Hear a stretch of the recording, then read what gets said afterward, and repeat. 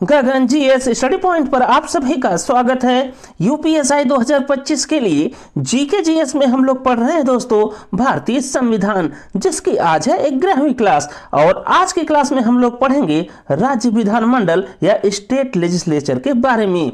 तो आप सभी लोग इस क्लास को ध्यान से देखिएगा और गगन जीएस स्टडी पॉइंट चैनल को लाइक शेयर सब्सक्राइब जरूर करिएगा। तो आइए शुरू करते हैं आज की क्लास।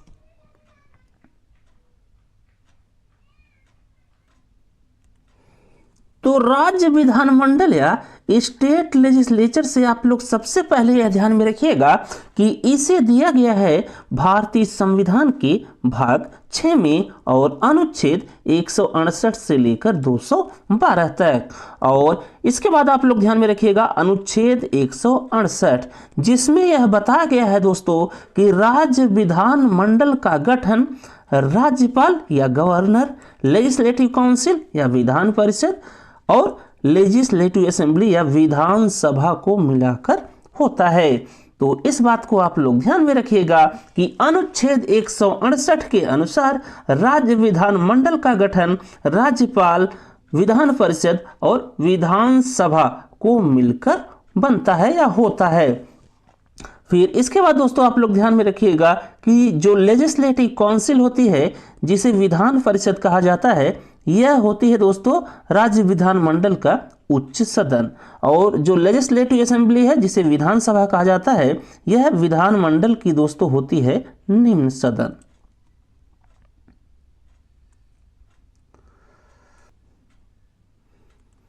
इसके बाद अगला अनुच्छेद आप लोग ध्यान में रखिएगा, अनुच्छेद 169, और इसमें राज्य में विधान परिषदों के गठन एवं उन्मूलन के बारे में बताया गया है।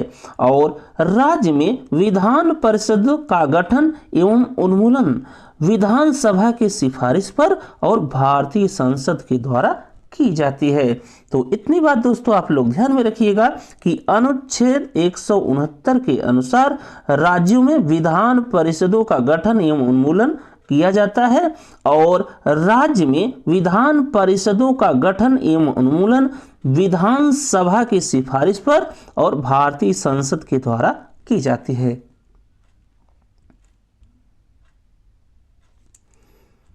इसके बाद विधान परिषद से अगला पॉइंट आप लोग ध्यान में रखिएगा कि वर्तमान में दोस्तों भारत के 6 राज्यों के पास विधान परिषद है। अर्थात वर्तमान में भारत के 6 राज्य ऐसे हैं जिनके पास है दोस्तों द्विसदनवाद।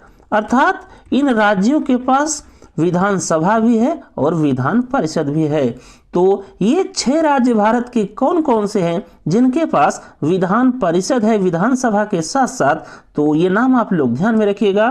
तो इसमें पहला हो गया दोस्तों उत्तर प्रदेश, दूसरा हो गया बिहार, तीसरा हो गया महाराष्ट्र, चौथा हो गया कर्नाटक, पांचवा हो गया तेलंगाना और छठा हो गया आंध्र प्रदेश। तो ये भारत के 6 राज्य हैं दोस्तों जिनके पास विधानसभा एवं विधान परिषद दोनों है।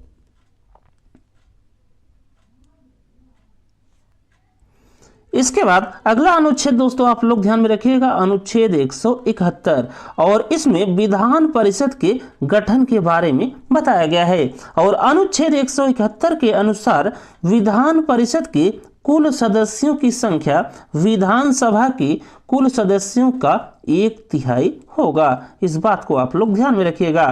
तो विधान परिषद के गठन को बताया गया दोस्तों अनुच्छेद 171 के अंतर्गत। और इस अनुच्छेद 171 के अनुसार विधान परिषद के कुल सदस्यों की संख्या विधानसभा के कुल सदस्यों का 1/3 होनी चाहिए। और इसके बाद दोस्तों आप लोग ध्यान में रखिएगा कि विधान परिषद में कम से कम सदस्य हो सकते हैं, तो वो हो सकते हैं दोस्तों 40, और मैक्सिमम या अधिकतम सदस्य विधान परिषद के हो सकते हैं 100।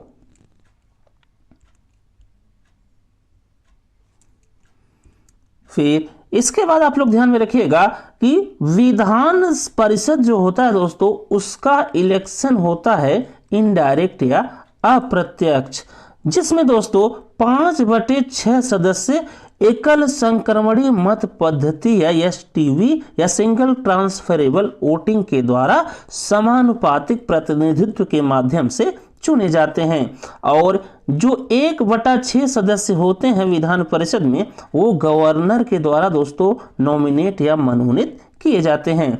और ये जो 1/6 सदस्य हैं दोस्तों, ये किस आधार पर गवर्नर या राज्यपाल महोदय के द्वारा मनोनीत किए जाते हैं, तो वो आधार आप लोग ध्यान में रखिएगा। तो वो है साहित्य, कला, विज्ञान, समाज सेवा और कोऑपरेटिव मूवमेंट। ये दोस्तों जो कोऑपरेटिव मूवमेंट है, ये एक्स्ट्रा है गवर्नर के पास मनोनीत करने के लिए। राज्य विधान परिषद में किससे एक्स्ट्रा है, तो वो है दोस्तों जो राष्ट्रपति महोदय राज्यसभा में मनोनीत करते हैं 12 सदस्यों को, तो उनका आधार सिर्फ होता है 4, जिसमें हो गया साहित्य, कला, विज्ञान और समाज सेवा। लेकिन यहाँ पर गवर्नर महोदय के पास एक्स्ट्रा एक और बेस या आधार है, जो कि है कोऑपरेटिव मूवमेंट।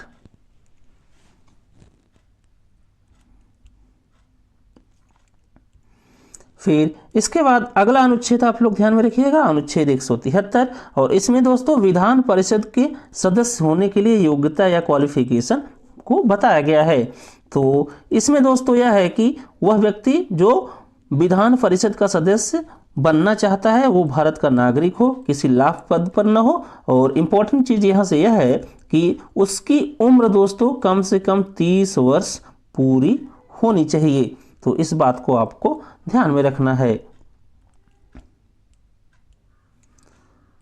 फिर अगला आप लोग ध्यान में रखिएगा पॉइंट विधान परिषद से, कि विधान परिषद के सदस्यों का कार्यकाल क्या होता है। तो विधान परिषद के सदस्यों का कार्यकाल या टर्म होता है दोस्तों 6 वर्ष के लिए। और विधान परिषद के कुल सदस्यों के दोस्तों 1/3 सदस्य हर 2 वर्ष में सेवानिवृत्त या रिटायर्ड हो जाते हैं। तो इससे यह पता चलता है कि दोस्तों जो अपना विधान परिषद होता है, इसे दोस्तों भंग नहीं किया जा सकता, बल्कि इसे पूरी तरह से समाप्त किया जा सकता है भारतीय संसद के द्वारा विधानसभा के सिफारिश पर।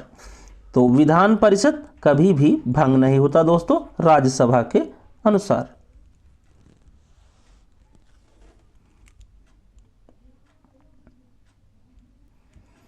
इसके बाद आगे आप लोग देखिए विधानसभा।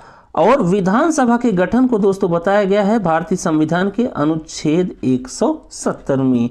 और इसके अनुसार विधानसभा में दोस्तों मैक्सिमम मेंबर या अधिकतम सदस्य हो सकते हैं, तो वो हो सकते हैं 500, जिसमें दोस्तों भारत के जितने राज्य हैं उन सभी राज्यों में सबसे अधिक विधानसभा की सीट है उत्तर प्रदेश में, जो कि है 403। और किसी भी राज्य की विधानसभा में कम से कम सदस्य कितने होने चाहिए, तो वो होने चाहिए 60। लेकिन यहाँ पर अपवाद है, जिसमें कुछ राज्यों में दोस्तों 60 से कम सदस्य हैं। तो उन राज्यों के नाम आप लोग ध्यान में रखिएगा, जिसमें एक हो गया मिजोरम। मिजोरम में दोस्तों विधानसभा की कुल 40 सीटें हैं। दूसरा हो गया गोवा। गोवा में विधानसभा की कुल 40 सीटें हैं। फिर तीसरा हो गया सिक्किम, जहां पर विधानसभा की कुल 32 सीटें हैं। और चौथा हो गया पुदुचेरी, जहां पर विधानसभा की कुल 30 सीटें हैं।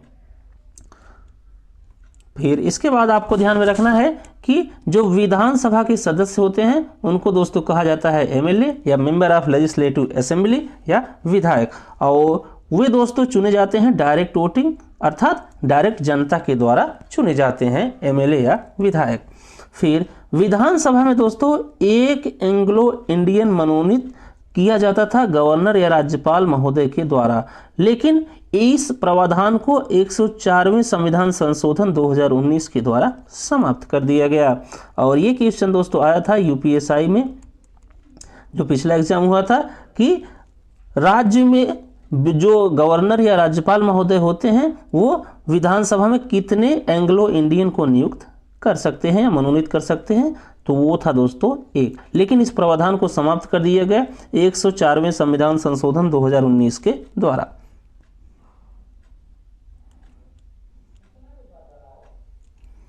फिर इसके बाद अगला अनुच्छेद आप लोग ध्यान में रखिएगा, अनुच्छेद 173, जिसमें विधानसभा का सदस्य होने के लिए दोस्तों योग्यता बताई गई है।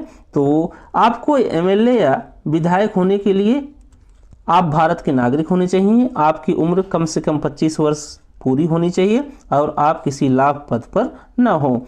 और विधानसभा के सदस्यों का कार्यकाल होता है दोस्तों 5 वर्ष।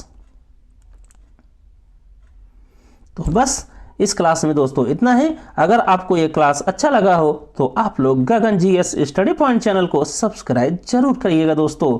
थैंक यू, मिलते हैं नेक्स्ट क्लास में।